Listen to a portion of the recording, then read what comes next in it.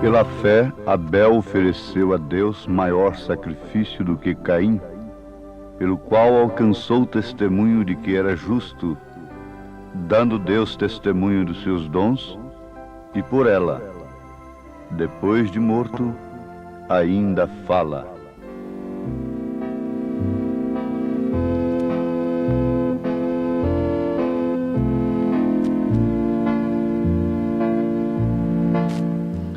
Pela fé, Abel ofereceu a Deus maior sacrifício do que Caim. Ouvintes, pensemos um pouquinho sobre este segredo da revelação no sangue de Jesus Cristo. A confiança, a fé no sangue foi uma revelação dada por Deus a Abel. E esta foi a razão dele ter oferecido maior sacrifício do que Caim. Vale a pena notarmos que quando Abel ofereceu um cordeiro, ofereceu sangue no seu sacrifício, não havia sobre ele uma lei que obrigava aquilo, como posteriormente veio a lei através de Moisés. Aquilo foi por divina revelação. Aquilo partiu do seu próprio coração, de dentro para fora. Isso nos recomenda um verdadeiro cristianismo. Isso nos recomenda ser verdadeiros cristãos. Por quê? Somente esta fé dada por Deus, através do Espírito Santo, pode nos salvar. Porque o que nos salva, propriamente, não é o sangue, mas sim a fé no sangue de Jesus Cristo. Pela fé sois salvos. E esta fé neste sangue nos leva a permanecer dia e noite limpos diante de Deus.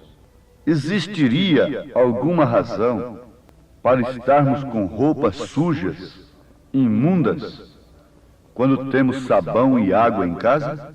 Não. Não há motivo, não há razão para estas crianças viverem constantemente sujas, esta mulher, este homem, uma vez que temos com que lavar os nossos corpos e as nossas roupas. O homem não está obrigado a andar sujo com a roupa suja. Também não estamos obrigados a sermos imundos, pecadores imundos, sujos diante de Deus, uma vez que nos foi dado o cloro de Deus, o sangue de Jesus Cristo. Por isso esta Bíblia diz: mas o justo viverá da fé, e se ele recuar, a minha alma não tem prazer nele. Aos Hebreus, capítulo 10, versículo 38. Nós encontramos o registro sobre a fé de Abel na mesma carta aos Hebreus, capítulo 11, versículo 4. Pela fé, Abel ofereceu a Deus maior sacrifício do que Caim. A semente que estava em Abel era uma semente original. Ele era, de fato, filho de Adão, uma semente original de Deus, uma criação original de Deus. Porém, Caim, não. Caim era filho do maligno, da serpente. Jesus pregou a semente da serpente. E ele, o próprio Jesus Cristo, a identificou aqui na terra. Ele nunca chamou meretrizes, ladrões de raça de víboras, de serpente, mas chamou os teólogos de então, os líderes religiosos, homens que nunca tinham matado, nem roubado, nem prostituído, não tinham vícios. Eram homens impecáveis. E Jesus disse para eles: vós sois filhos do diabo, serpentes, sementes da serpente, raça de víbora. Jesus os identificou.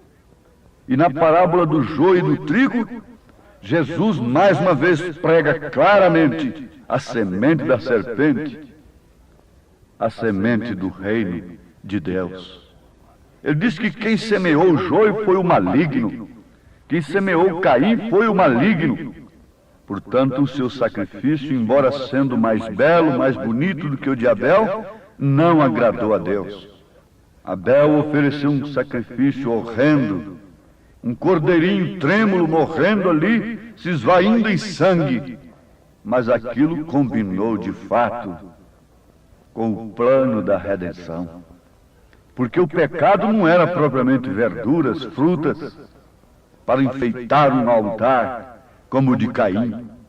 O pecado era sangue. E sem sangue não poderia haver remissão. A Bíblia diz: sem sangue não há remissão. Agora, quem instruiu isto a Abel? Quem orientou isto a Abel? Quem ensinou isto? Aquele irmão amado. Ele não foi para nenhuma escola de pensamento acerca de Deus, acerca da salvação. Isto foi a semente que estava nele. Foi a semente que estava nele, que pôde sintonizar o seu sacrifício com o plano de Deus, porque Deus houvera permitido a queda para expressar atributos que estavam em si, mas nenhuma de suas sementes se perderia. Jesus disse que ninguém pode arrebatar as suas ovelhas de suas mãos. Nenhuma semente eleita se perde. A esta semente maligna ainda é proposta uma salvação comum. Não resta dúvida, porque Deus quer que todos se arrependam e todos se salvem. Mas por que não se arrependem? E por que não voltam para Deus?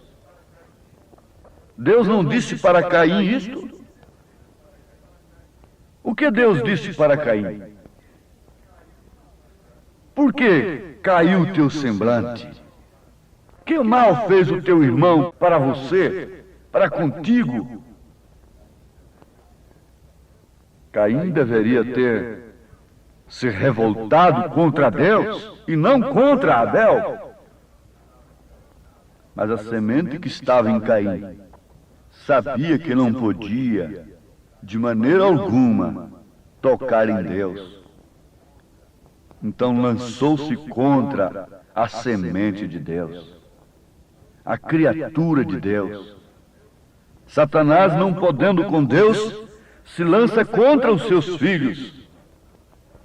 Mas só através de um meio, Satanás pode nos abafar, pode nos prender em suas prisões, em suas garras, é através do pecado. Mas está escrito, ficou prometido, que Jesus Cristo, a semente da mulher, esmagaria a cabeça de Satanás, da serpente, esmagando a cabeça da serpente. Logicamente, todo o seu corpo pereceria.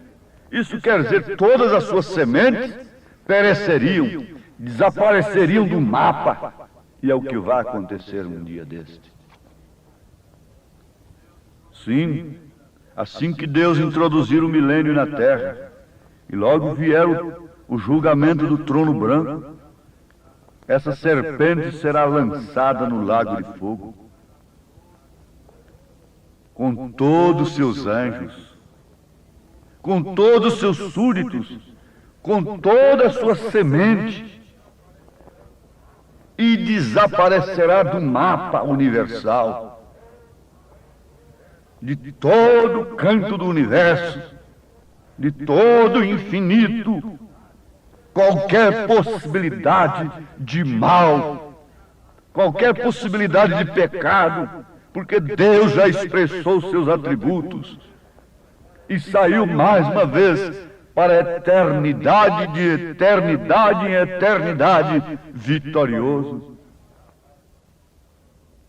Satanás não conseguiu manter essa cabeça que Cristo, sob a sepultura, sob a terra, no inferno, na sepultura, ele ressuscitou, venceu a morte, para que o seu corpo não perecesse. Ele é a cabeça da igreja, a igreja é o corpo, e este corpo não pode perecer, porque a cabeça não foi esmagada. Ele foi, na verdade, moído pelas nossas iniquidades.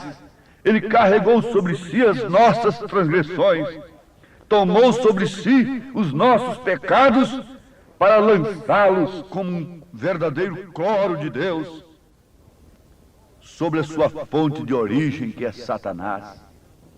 Por isso é que o corpo de Jesus não perecerá. Ele venceu a Satanás.